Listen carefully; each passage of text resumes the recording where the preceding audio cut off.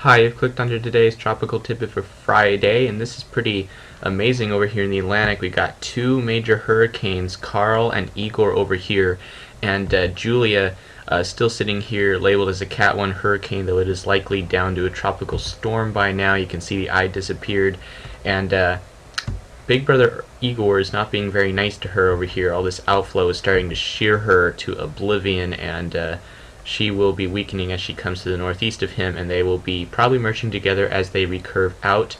And Igor's going to be one heck of a storm for Bermuda over here. It looks like he's going to pass fairly close to them, and still a little hope that he could try to come a little farther west of the island, but it's starting to look like he might just go right by them, close to the island in here.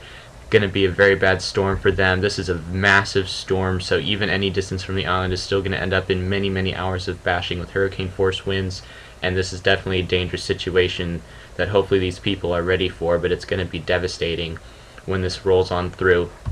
And this is Carl over here. If we take a look at this, this did end up becoming a Cat 3 down to 956 millibar pressure, and you can see the eye cleared out, but look how it's disappeared now as we've come closer to landfall, and this system has started to rapidly weaken approaching landfall. We had, I believe, a 10 millibar rise between recon vortex fixes within 90 minutes after it had finished deepening. So this is rapidly weakening upon landfall. Part of this is dry air intrusion, and part of this is why I thought it was going to wait to become a Cat 3, actually not become one.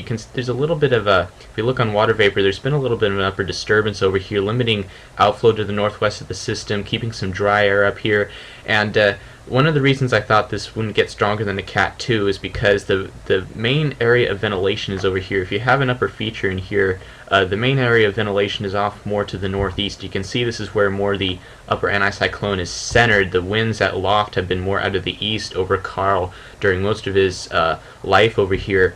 The best area for him to bomb out would be more up here, and I thought this would cap his intensity before he got to Cat 3, but it did cap him now, and that's why we see him weakening rapidly approaching landfall here. And this is good news for Veracruz, but that is kind of a inaccurate statement, because this is very bad for Veracruz, because it is still the worst storm that they've ever had and the strongest storm we've ever seen this far south in the Bay of Campeche, at least observed in modern day history. But this is definitely a very bad storm for this part of the world, and Mexico continues to get slammed with tropical activity. You can see short waves coming by to the north of Igor over here is very slowly making his way towards Bermuda and on his way out over here.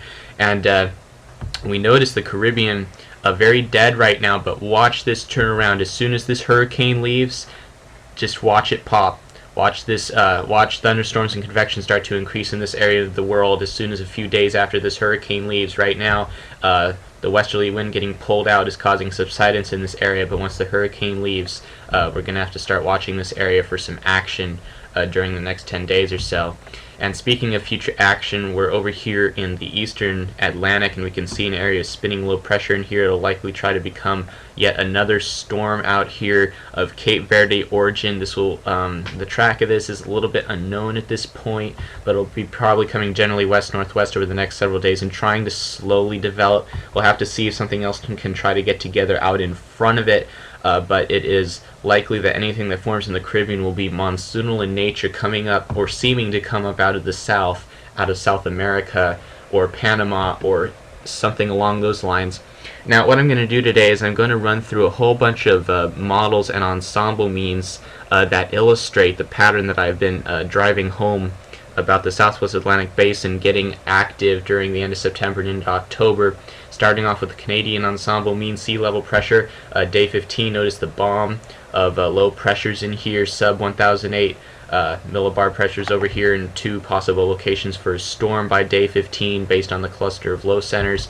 NAIFs over here, big bomb of low pressure in the Southwest Atlantic Basin. European, big bomb of low pressure starting to show up by day 10 over here, and the GFS, bomb of low pressure by day 15 as well, sub 1008 millibar pressures. So this is the kind of pattern that the models are starting to pick up on and showing that basically there should be a hurricane or something tropical going on in this area of the world in 10 to 15 days based on all the low pressure and heat running around. Remember, all the low pressures in this area mean there is heat being concentrated and being lifted, and when heat gets lifted in the tropics, you get condensation and thunderstorms, which releases more heat, which lowers the pressures more, and eventually you get tropical cyclones, and that is probably what's going to happen here down the road. And this is what the pattern aloft looks like at day 13, and I love seeing. I have to point this out to you guys. This big trough over here over Alaska. This is an amazing pattern, and I want you to see this. If we go and look at the ensemble means, ignoring the tropics for a moment, check this out. Low pressure, big deep low in the northern Gulf of Alaska. Day 15 mean over here. Keep in mind, NAIFS, big low in the northern Gulf. GFS, big low in the northern Gulf of Alaska.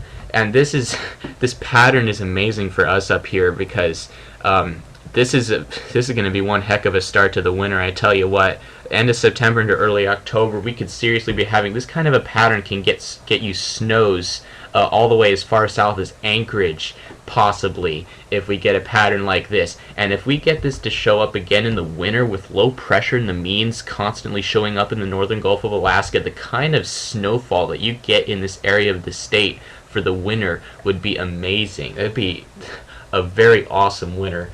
Typical cold PDO winter is coming up for us up here, and it's starting early, and I just thought I'd point that out.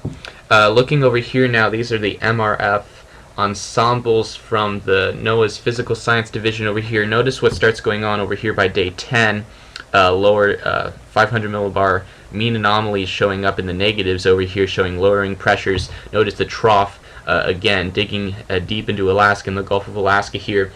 And look at what goes on if we go to day 13. You notice as soon as the trough digs into Alaska, that's like a signal that tells the trough in the east to go bang and just dive in right here and start picking up whatever's sitting down in the tropics. Here you can see it picking this up, which is likely a hurricane that gets drawn north out of the tropics over here. And remember, if we look at the Arctic oscillation over here, notice how it's going negative over the next a week to 10 days, and that means that wavelengths are going to be short over the northern hemisphere. So you got trough, ridge, trough in here, but notice how the forecast has it starting to go positive in here by the end of the month, and this goes along with, remember, this is in response to what's happening in the southern hemisphere with the Antarctic oscillation that has been positive during their winter.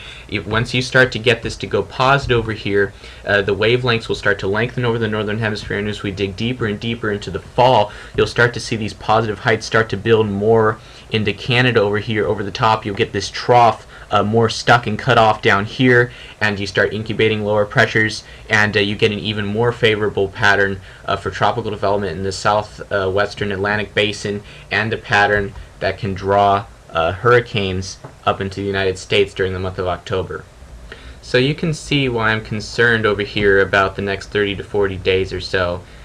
Don't let your guard down yet. We got a long way to go. Alright, that's it for today. Thanks for watching.